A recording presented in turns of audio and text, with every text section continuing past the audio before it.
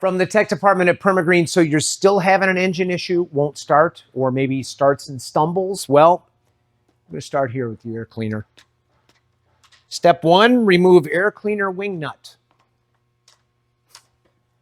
Step 2, remove air filter wing nut. A lot of wing nuts.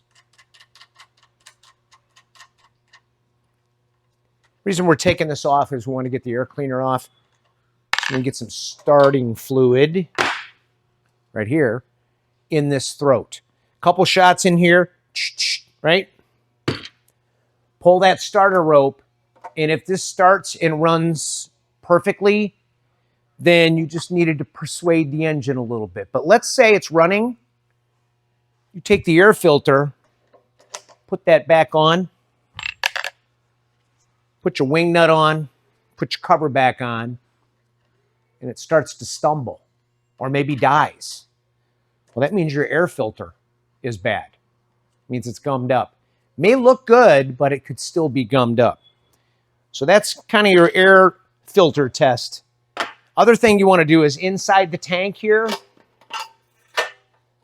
there is a screen that sticks up just like this in that tank. Screen right here. Want to get the gas out of here and get in there with a spray nozzle and spray that filter. Make sure it's good and clean. Put new fuel in here. Plug it back in. Pull your ripcord. Now, if this starts and runs great, you got it knocked.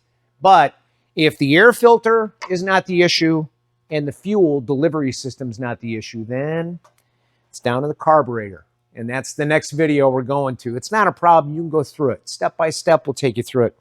If you do need the air filter for either the Honda or the Vanguard, we've got them in stock. Those part numbers are on your screen now. 1-800-346-2001, or you can buy your parts online now at permagreen.com. Join us in the next video. We're going to go through that carburetor.